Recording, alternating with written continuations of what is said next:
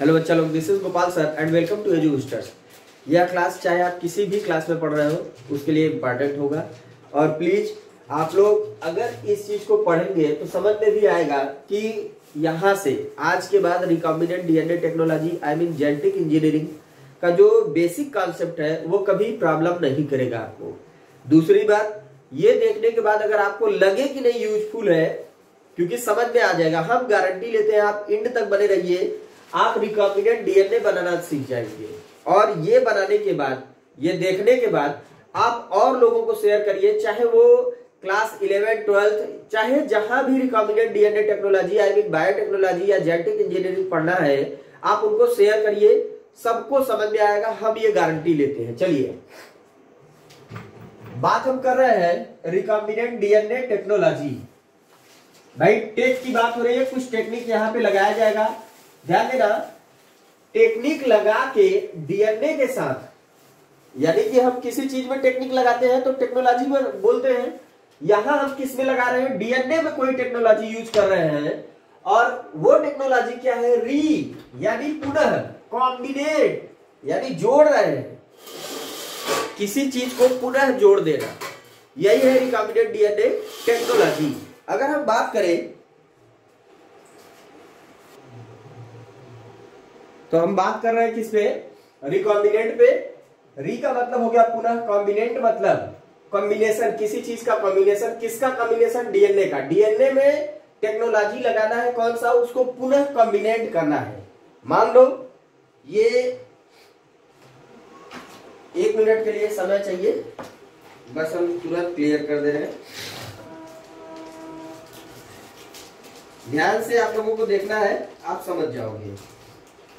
मान लो ये 2 ठो ऑर्गेनिज्म है, ये 2 ठो ऑर्गेनिज्म है। हमको क्या करना है? इसका जो डीएनए है इसके डीएनए में इंसर्ट करना है, लेकिन इन दोनों का डीएनए हमको क्या करना है? निकालना है। चलो, ये निकाल लिए इसका डीएनए, ये निकाल लिए इसका डीएनए। इन दोनों का डीएनए हमने निकाल लिया, इन दोनों का डीएनए हमने क्या किया? निकाल लिया। इसको हम क्या करेंगे? पुनः से कंबाइंड कर देंगे।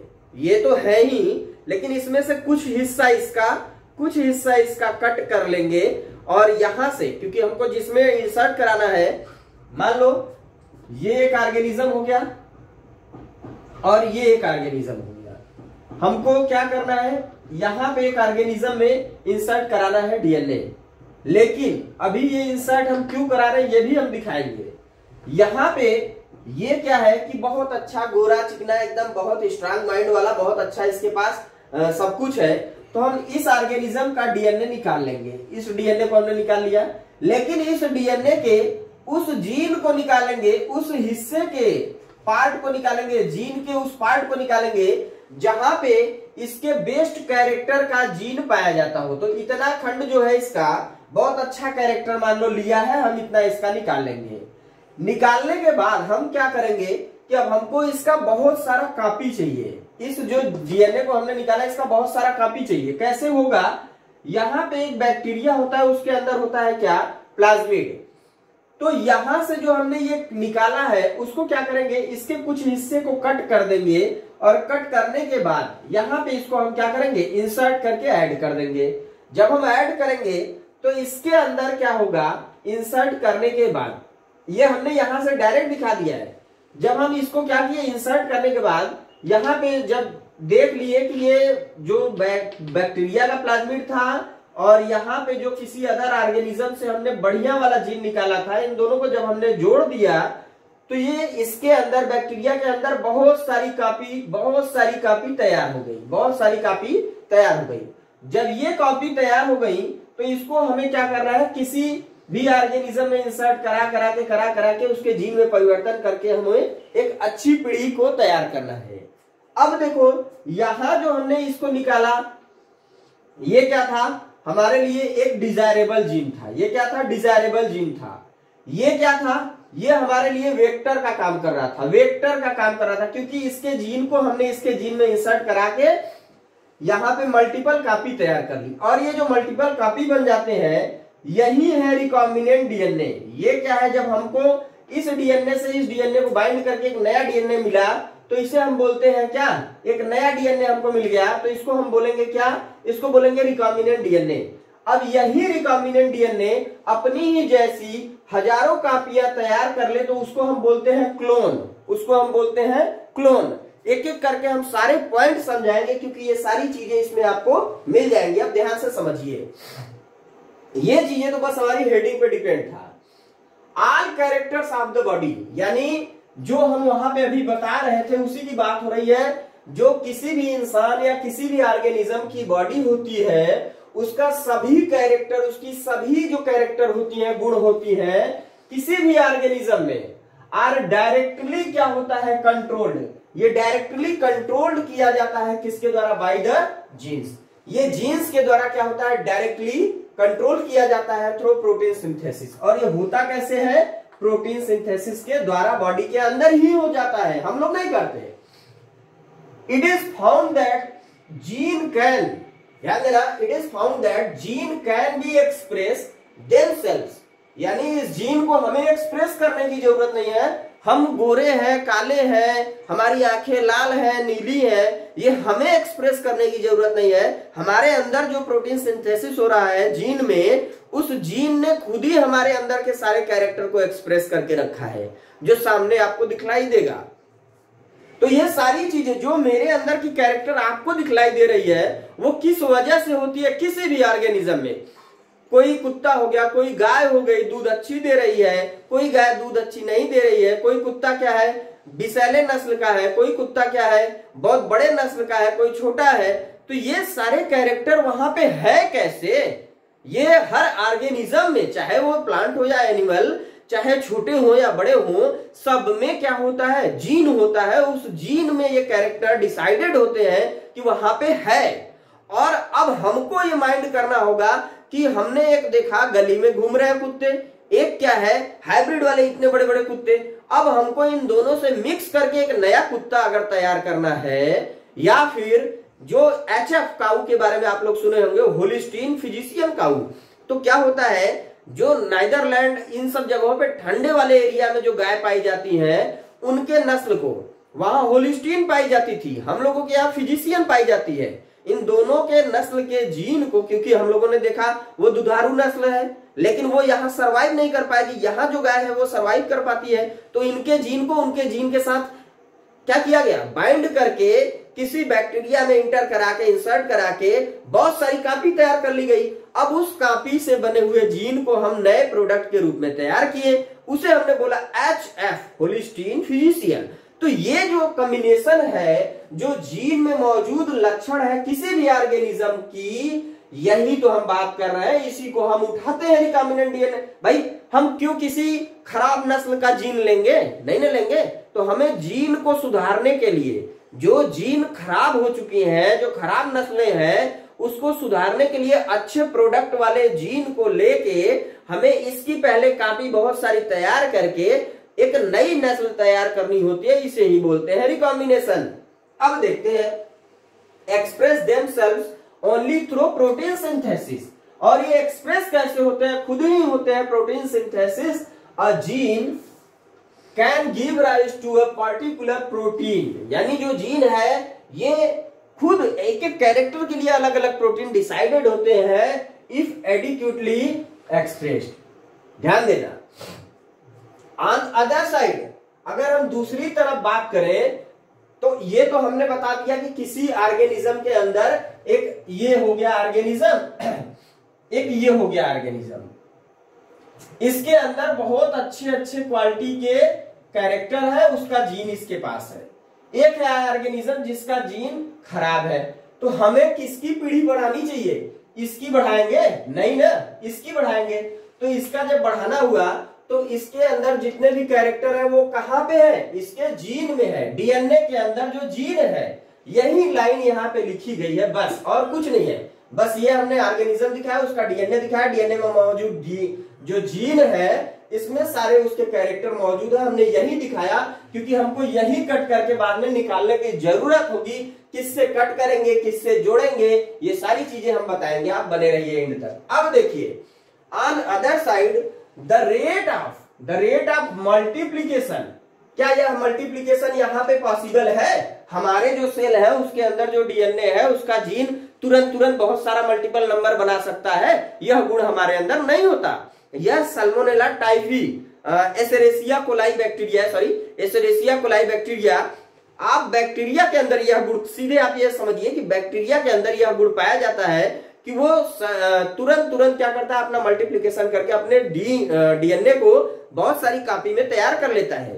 तो अब यहाँ पे कहानी यही शुरू होगी, multiplication in bacteria, the rate of multiplication in bacteria is very fast, बहुत ज्यादा तेज होता है। तो क्या करेंगे, तेज होता है तो हम क्या करें, अरे करो ना, बैक्टीरिया कंटेन, क्या कंटेन करता है, सम एक्स्ट्रा क्रोमोसोमल मटेरियल।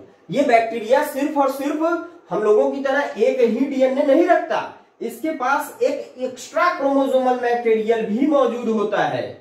अब ये एक्स्ट्रा क्रोमोसोमल मटेरियल जो है डीएनए एलिमेंट्स नोन एज, यह जो एक्स्ट्रा क्रोमोसोम डीएनए एलिमेंट्स है उसको क्या कहेंगे, उसे ही बोला जाता है प्लाज्मिड। उसको क्या बोलते हैं, प्लाज्मिड। और यही प्लाज्मिड सारा गेम खेलता है रिकॉम्बिनेंट डीएनए टेक्नोलॉजी में।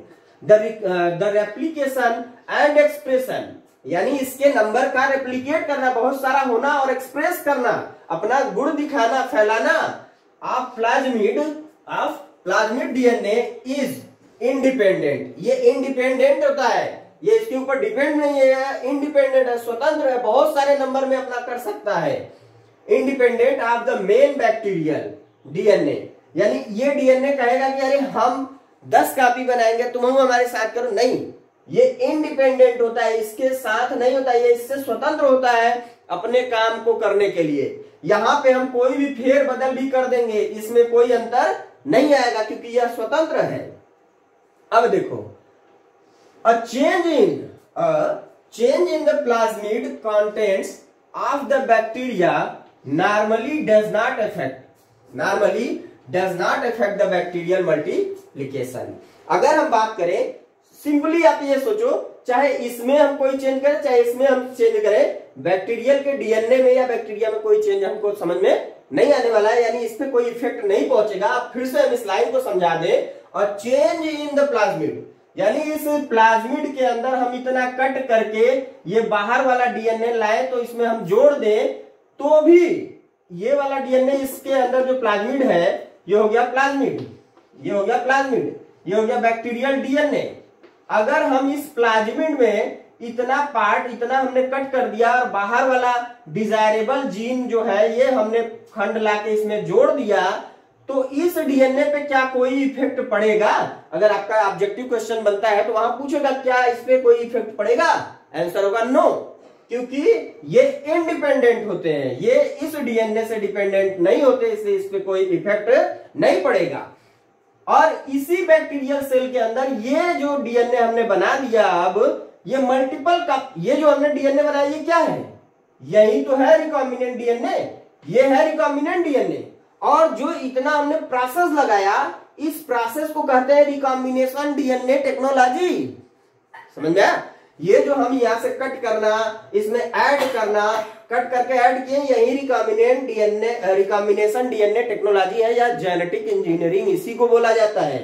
अब ये जब अपनी मल्टीपल कॉपी, अपने ही जैसी कॉपियां ऐसे बनाने लगेगा, बहुत सारी कॉपियां, तो इसको हम क्या बोलेंगे, इसको हम बोलेंगे क्लोन। भाई ये इसकी तरह है ना, और ये दोनों किसकी तरह, इसकी तरह है, तो इसके क्लोन हुए ना, यही चीज।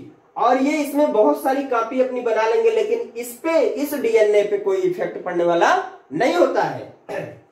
अब हम आगे अगर बात करें, इफ अ जीन, अब ध्यान दो, ये बात, इतनी जो बातें थी, ये क्या समझा रही थी, ये हमको समझा रही थी कि बैक्टीरिया के अंदर 2 टाइप का डीएनए, यानी कि एक डीएनए होता है और एक एक्स्ट्रा क्रोमोसोमल मटेरियल प्लाज्मिड होता है।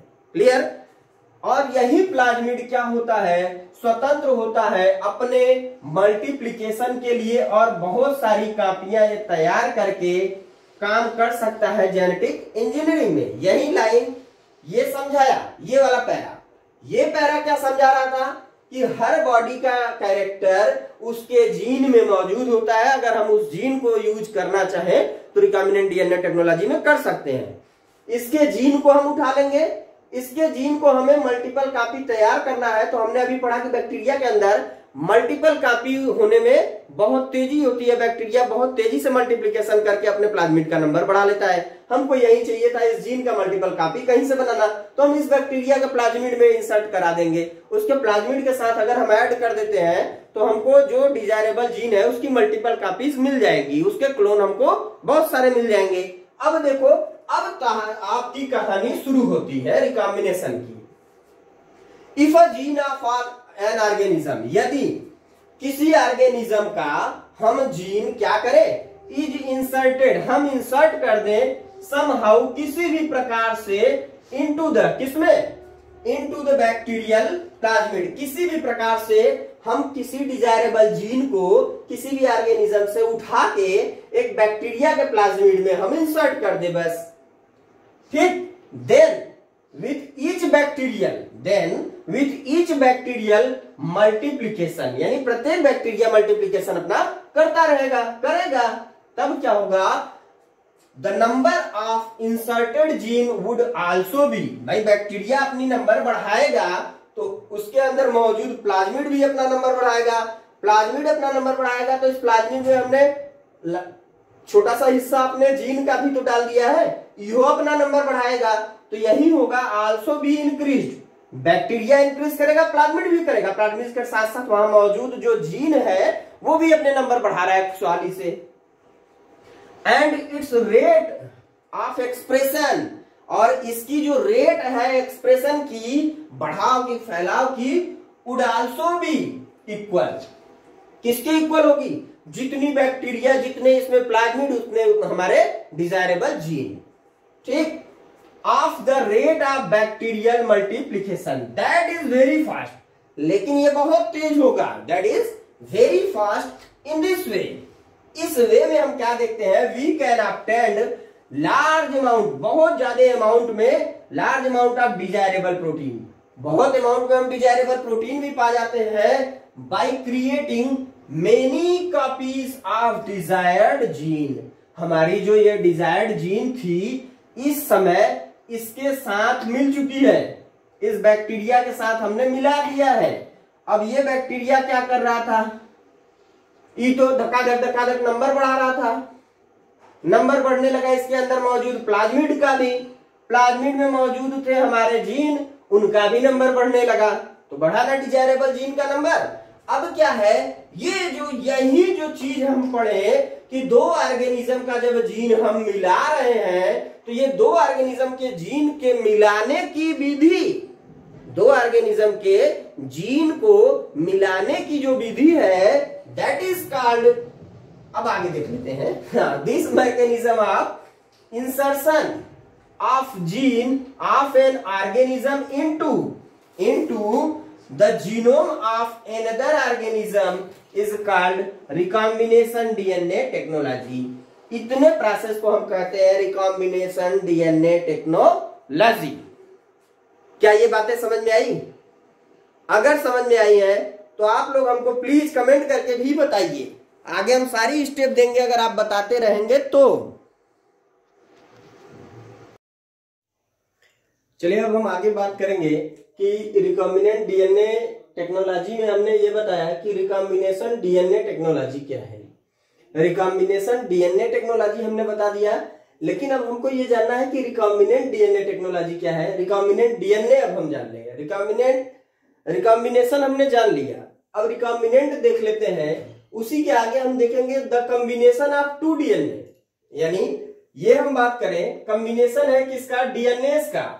यहाँ पे डीएनए लगा है तो दो डीएनए हो गया, टू डिफरेंट ऑर्गेनिज्म, यानी कि हमने यही बताया था ना कि एक ऑर्गेनिज्म ये हो गया जहां से हमको चाहिए जीन जो हमारी डिजायर है, डिजायरेबल जीन, यहाँ पे इसको हम हटा दे रहे हैं। दूसरी तरफ ये देखिएगा, चलो यहीं से हो जाता है, ये मान लो हमारा डिजायरेबल, ये हमारा डिजायरेबल जीन इसके अंदर है, ये हो गया हमारा डिजायरेबल जीन, इसकी हमको इच्छा है, यहाँ पे जीन अच्छी है, ये हो गया वेक्टर, ये हो गया वेक्टर, इसको क्यों वेक्टर बोल रहे हैं? क्योंकि इसका यहां से इतना कट करते हैं और इसका वेक्टर का भी इतना साइड निकाल देते हैं, और ये वाला पार्ट अगर हमने निकाला तो ये हमारा पार्ट ये हो गया। इस पार्ट को हम यहां से इतना रिमूव करेंगे और इसको ले जाके इसमें ऐड करेंगे। तो यहां पे अगर हम एक बैक्टीरिया बना दें, ये हो गया बैक्टीरिया, ये हो गया कोई ऑर्गेनिज्म फॉरेन डीएनए जहां से हमको कलेक्ट करना है। तो इसके अंदर हमने इतना ऐड किया और ये बैक्टीरिया का ऑलरेडी इतना डीएनए, और यही जो बना है इसको बोलते हैं रिकॉम्बिनेंट डीएनए, रिकॉम्बिनेंट डीएनए। अब हम देख लेते हैं क्या है डिफरेंट ऑर्गेनिज्म, यानी दो डिफरेंट डीएनए, हम डिफरेंट डीएनए लेंगे, कहां से? दो डिफरेंट ऑर्गेनिज्म से, एंड फॉर्म्ड न्यू डीएनए, और इससे हमारा क्या बन जाएगा? New DNA. ये क्या है? न्यू डीएनए बना है ना, new DNA. The newly DNA formed, the newly formed DNA, जो नया नया अभी डीएनए फॉर्म्ड हुआ है, डीएनए इज कॉल्ड, इसी को हम क्या कहते हैं? रिकॉम्बिनेंट डीएनए, इसी को हम कहते हैं रिकॉम्बिनेंट डीएनए। और ये पूरी mechanism and this phenomenon is called recombinant DNA technology. Clear है बच्चा?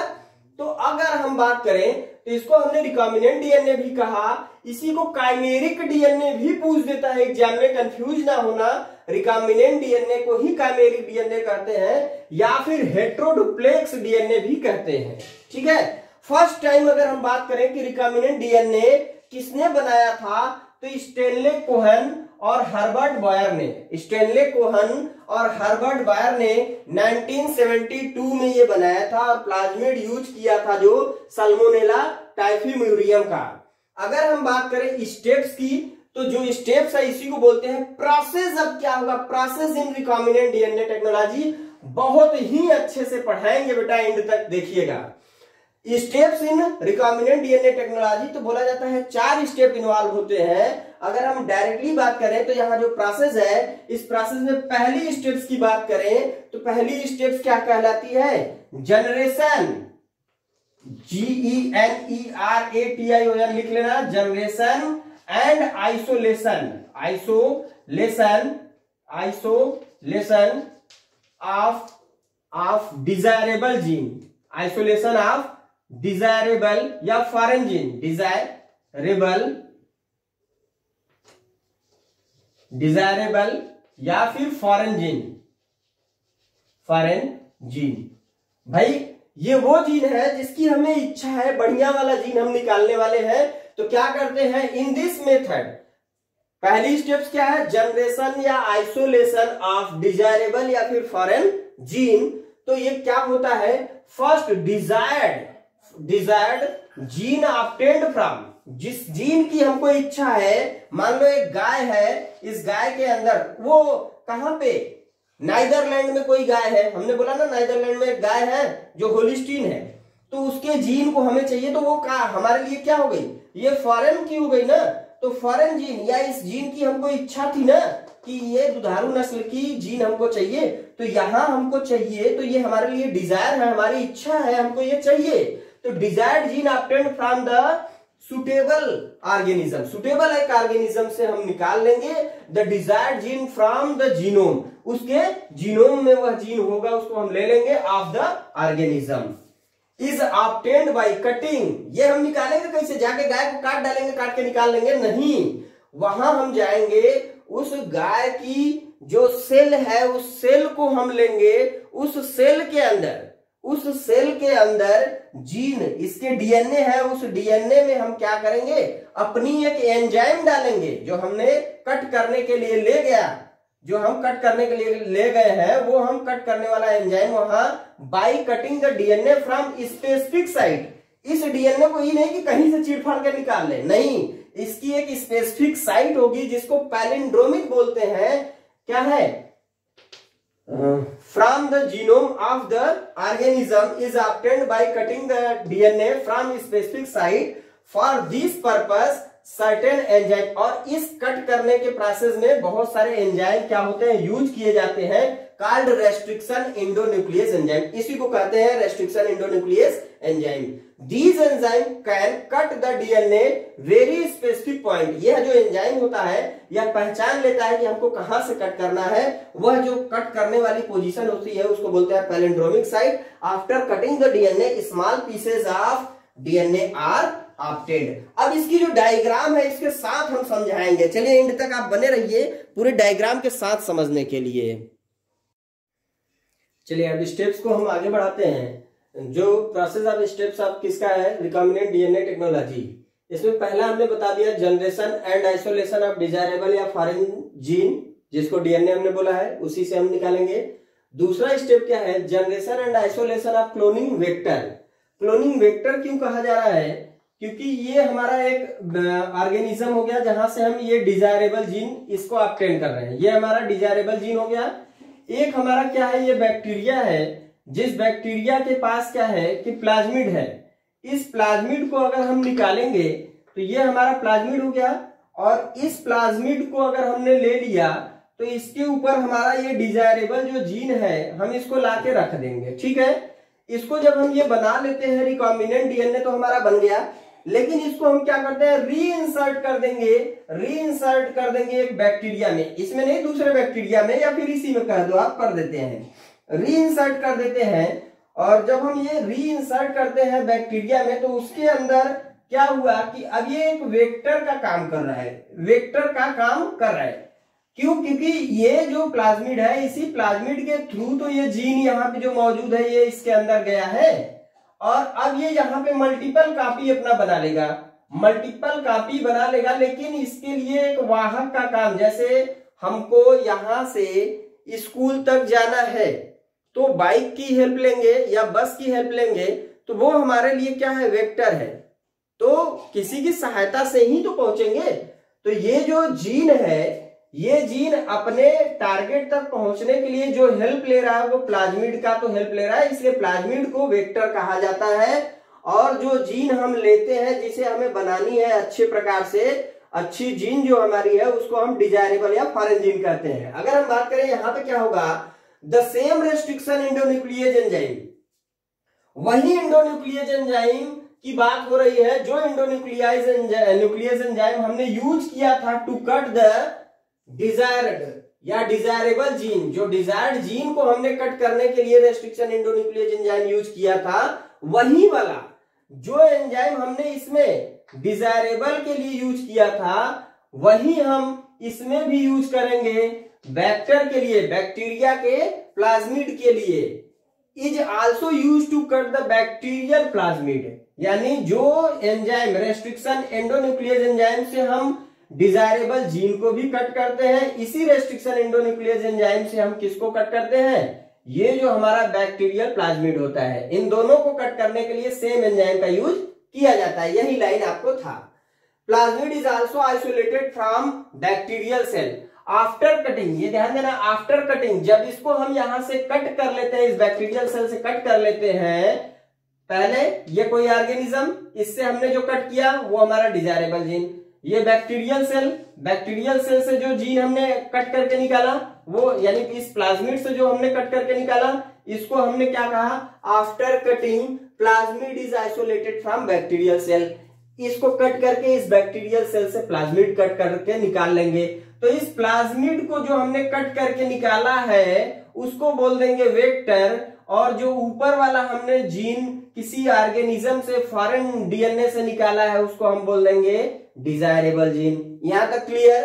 अब देखिए प्लाज्मिड सर्व्स टू ट्रांसफर, ये प्लाज्मिड क्या है, यही प्लाज्मिड सर्व करता है ट्रांसफर करने के लिए द डिजायर्ड जीन। इस डिजायर्ड जीन को इधर से उधर ट्रांसफर करने में कौन हेल्प कर रहा है, ये प्लाज्मिड तो कर रहा है, इनटू द बैक्टीरियल सेल, अब यहां से हम किसी बैक्टीरियल सेल में ये इसको एंटर करा देंगे तो ये प्लाज्मिड के थ्रू तो जाएगा, अब यहाँ पे जाके मल्टीपल कॉपी तभी बनाएगा ना, so it is called vector, इस वजह से इसको वेक्टर कहा जाता है। हमने प्राप्त कर लिया क्लोनिंग वेक्टर, ये हमारी क्या है, क्लोनिंग वेक्टर। आपके माइंड में आएगा क्लोनिंग वेक्टर है तो ये क्यों है वो भी आगे बता देंगे। चलिए नेक्स्ट स्टेप पे आ जाते हैं। पहले formation of recombinant DNA, and तक बने रहिएगा। इसका अभी हम डायग्राम हर देखो एक एक करके हमने डायग्राम ऐसे दिखा के समझा दिया। अब हम साथ में जब डायग्राम बनाएंगे तो आप कंबाइंड कर लेंगे कि हाँ ये चीजें ऐसी थी, सर ने बताया था। फॉर्मेशन ऑफ रिकॉम्बिनेंट डीएनए में क्या होगा, द डिजायरेबल या फॉरेन जो जीन है अटैच्ड कर दिया जाएगा टू द प्लाज्मिड। ये हमारा फॉरेन जीन यहां से हमने लिया था, ये हमने जो नीचे वाला लिया था, ये वाला जो हमने लिया था, ये कहां से लिया था, ये बैक्टीरिया से लिया था। बैक्टीरिया से क्या लिया, प्लाज्मिड। फॉरेन जीन कहां से लिया, जो हम किसी ऑर्गेनिज्म से प्राप्त किए थे। उन दोनों को हम क्या करेंगे, अटैच कर देंगे। किसके सहायता से अटैच करेंगे, लाइगेज नामक एक एंजाइम की सहायता से इन दोनों को जोड़ देंगे। एंड फॉर्मिंग रिकॉम्बिनेंट और काइमेरिक डीएनए, और हम क्या बना देंगे बेटा, काइमेरिक या फिर रिकॉम्बिनेंट डीएनए। ये हमारा बनके तैयार हो गया। जब ये बन के तैयार हो जाता है तो हम इसको क्या करते हैं, किसी बैक्टीरियल सेल में रीइंसर्ट कर देते हैं। क्या करते हैं, रीइंसर्ट कर देते हैं। चलिए आगे देख लेते हैं। फॉर्मेशन या फिर production of recombinant DNA clone, ये हो गई एक नई बैक्टीरिया। इस वाले डीएनए को जो हमने बनाया है, इसको अब हम क्या करेंगे कि ये लो, इसको हम कर दिए इसके अंदर इंसर्ट। क्या कर दिए, इसके अंदर इंसर्ट कर दिए। इसके अंदर इंसर्ट होते ही ये क्या करेगा कि इस बैक्टीरियल सेल के अंदर ही, इस बैक्टीरियल सेल के अंदर ही ये अपनी ही जैसी मल्टीपल कॉपीज तैयार कर लेती है। मल्टीपल कॉपीज तैयार कर लेती है जिसको डीएनए क्लोन बोला जाता है। अब आगे देखते हैं। द काइमेरिक और रिकॉम्बिनेंट डीएनए या प्लाज्मिड इज इन रीइंसर्टेड, यानी अभी एक बैक्टीरिया से यहाँ निकाल के रखा गया था ना, इसको फिर से तो इंसर्ट करना पड़ रहा है। अभी किसी बैक्टीरिया में था ही, हम उसको निकाल लिए थे, अब फिर से उस बैक्टीरिया में हमको डालना पड़ रहा है। Reinserted into bacterial cell for obtaining. किस लिए हमको डालने की जरूरत आ गई, अब क्या जरूरत था, जब हम रिकॉम्बिनेंट बना ही लिए थे तो हम इसको बैक्टीरिया में काहे डाल रहे हैं, इसलिए डाल रहे हैं बेटा कि हम लैब में कुछ नहीं कर सकते। लैब में खाली यह कर सकते हैं कि बैक्टीरिया के अंदर जल्दी से डाल दें। बैक्टीरिया के अंदर जो ही घुसाएंगे वो बहुत सारे नंबर में क्या करेगा, तुरंत अपनी जो प्लाज्मिड है उसकी मल्टीपल कॉपी बना लेगा, बहुत सारी फोटोकॉपी तैयार कर लेगा। और जब वो अपनी फोटोकॉपी तैयार करेगा, भाई पेज में जो हम एक वर्ड ठूसे रहेंगे उसका भी तो फोटोकॉपी आएगा। तो सेम चीज यहाँ पे जब इस प्लाज्मिड का फोटोकॉपी हो रहा है तो इसमें मौजूद जो जीन है जो हमने अपनी इच्छा से डाल दिया था, उस जीन का भी तो चोरी चोरी कॉपी हो रहा है। वही चीज हो रहा है कि plasmid is reinserted into bacterial cell for obtaining many identical, एकदम ऐसा सेम चेहरा वाले कॉपीज आर सेम जीन, इसी सेम जीन की same identical copies are obtained. Clear है, ये ऑब्टेन करने के लिए यहां तक समझ में आया। अब नोट में एक बात समझ लेते हैं। ये तो कहानी थी प्लाज्मिड में हम ऐसा कर सकते हैं, इसके आगे डायग्राम में हम समझाएंगे। लेकिन कुछ ऐसे भी एक्स्ट्रा क्रोमोसोमल मटेरियल होते हैं जिनको आवश्यकता नहीं होती है वेक्टर की। ठीक है, ध्यान से देखिए। इंस्टीड यानी इसके बजाय, इंस्टीड ऑफ प्लाज्मिड के अलावा अदर वेक्टर, बहुत सारे वेक्टर है, सच एज प्लाज्मिड्स है, फॉस्मिड्स है, फिर इवन आर्टिफिशियल क्रोमोसोम भी होते हैं जिसको बीएसी वाईएसी और बहुत सारे may also be used recently. It developed, ये डेवलप्ड कैसे होते हैं, to insert a gene into a cell without the help of vector. यहां हमको इस वेक्टर, ये जो प्लाज्मिड है, इसकी सहायता से इस जीन को इसके अंदर डालना पड़ा। नहीं, ये जीन इसके अंदर आ पाता, नहीं आ पाता ना। ये जो प्लाज्मिड है ये इसके अंदर जा सकता है तो ये इसको भी लेके आ सकता है। क्लियर, जैसे हम इस घर में प्रवेश करना चाहें तो हम आराम से आ सकते हैं, लेकिन हमारे अंदर कोई बैक्टीरिया या वायरस चिपका है और वो बैक्टीरिया वायरस हमारे साथ चिपक के तो आ सकता है। लेकिन अगर हम जानते हो या हमारे घर वाले जानते हो कि यहां से ये इतने झुंड में बैक्टीरिया आ रहा है तो कोई उसको इंटर करने देगा? नहीं करने देगा ना। सब वहीं से कुछ ना कुछ उपाय करेंगे, सैनिटाइज करके हटा देंगे। लेकिन किसी को मालूम थोड़ी ना है कि हमारे बॉडी में चिपक के वो आ गए। तो वैसे ही यहाँ पे कार्यक्रम चल रहा है। जैसे आप समोसे के साथ कई चीज इंसर्ट कर लेते हो, चलो गोलगप्पे में भी खा लेते हो, कोई बात नहीं। अब यहाँ बात करेंगे सच इंसर्शन, ऐसी टाइप की जो इंसर्शन होती है कि बिना वेक्टर के घुसा दो जबरदस्ती, is called vectorless gene transfer. इसको कहते हैं vectorless gene transfer. This the use of gene guns, इसमें यूज होता है जीन गन्स। चलिए अब हम डायग्राम के थ्रू ये सारी चीजें पल भर में क्लियर कर लेते हैं। चलिए अगर आपने सारे स्टेप्स देख लिए वन बाय वन, जो एंड तक बना होगा बच्चा, उसको एकदम सारे पॉइंट क्लियर हो जाएंगे। अब देखिए सभी स्टेप्स को हमने यहाँ पे दे दिया। पहला हमने क्या बोला था, चाहे कोई डिजायरेबल प्लांट हो या एनिमल, उसका सेल हम ऑब्टेंड करेंगे और एक बैक्टीरियल सेल ले लेंगे, ठीक है। इस सेल से क्या करेंगे, isolation of desirable gene from foreign cell. Foreign या डिजायरेबल सेल से हम क्या करेंगे, आइसोलेट करेंगे एक डीएनए। क्या आइसोलेट करेंगे, डिजायरेबल जीन या डीएनए, ठीक है। सेम हम क्या करेंगे, isolation of plasmid from bacterial cell. Bacterial cell से हम जो ऑब्टेन करेंगे वो हमारा क्या होगा, प्लाज्मिड होगा। तो ये दोनों चीजें हमने ऑब्टेन कर ली।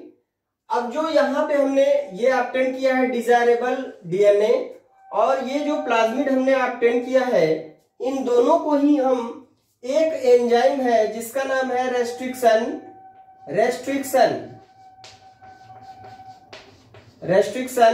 एंडोन्यूक्लिएज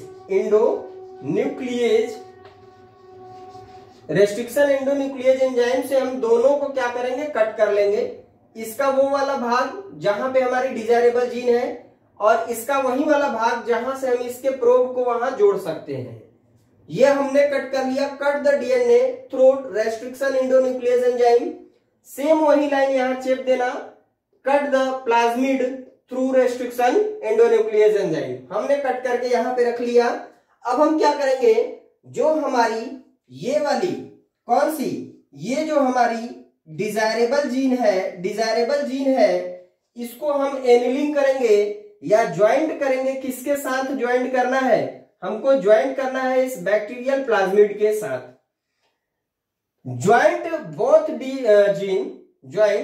डीएनए या बोथ जीन बाई किसके, लाइगेज। एक एंजाइम होता है डीएनए लाइगेज, जिसको गम बोला जाता है। लाइगेज को बायोटेक्नोलॉजी में गोंद बोला जाता है, गम बोला जाता है। और रेस्ट्रिक्शन एंडोन्यूक्लिएज एंजाइम को क्या बोला जाता है, रेस्ट्रिक्शन एंडोन्यूक्लिएज एंजाइम को समझ में आ गया होगा क्या हमने बना दिया, सीजर बोला जाता है। बायोटेक्नोलॉजी का सीजर बोला जाता है क्या, किसको, या नाइफ भी बोल सकते हैं रेस्ट्रिक्शन एंडोन्यूक्लिएज एंजाइम को। इन दोनों की सहायता से हम क्या करेंगे, एनिलिंग कर देंगे या ज्वाइंट कर देंगे या अटैच कर देंगे।